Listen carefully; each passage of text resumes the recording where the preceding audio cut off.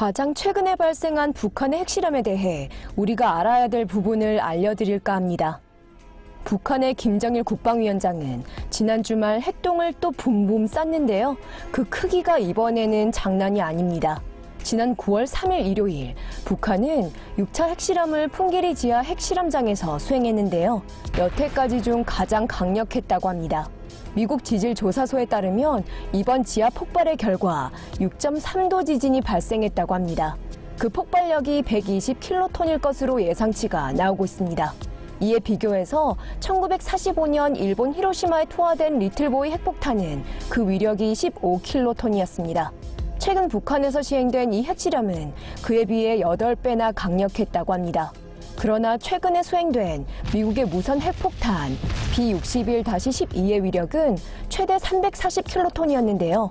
이번에 북한이 실험한 핵은 이 위력의 3분의 1을 딱 넘는 수준입니다. 캐슬 브라보라는 이 핵폭탄에 대해 이야기해보죠. 이는 그 폭발 규모가 15,000킬로톤으로 지난 1954년 수행되었습니다. 이는 실험된 미국의 폭탄들 중 가장 강력한 것이라고 하는데요. 그렇지만 이것이 세계에서 가장 강력한 것은 아니었다고 합니다. 이것은 차르 봄바라고 불리는 핵폭탄인데요. 소련의 슈퍼 핵폭탄 실험이 1961년 수행되었고 그 폭발장이 5만 킬로톤이었습니다. 그 위력은 북한이 최근 수행한 핵폭탄에 비해 400배나 강력한 것이죠. 그렇지만 그렇다고 해서 북한이 덜 위험하다는 건 결코 아닙니다. 왜냐하면 실험용 폭탄을 상품이 될 수 있는 핵탄두로 바꾸는 일은 꽤 도전적인 일이기 때문입니다. 그리고 북한은 벌써 그 단계에 다다른 것처럼 보입니다. 지난 주말에 있었던 핵실험은 북한의 대륙 간탄도탄인 화성 14의 탄두 부품을 구성할 것이라는 추측이 있었는데요. 보도에 따르면 이 대륙 간탄도탄은 알래스카를 칠 수 있다고 합니다.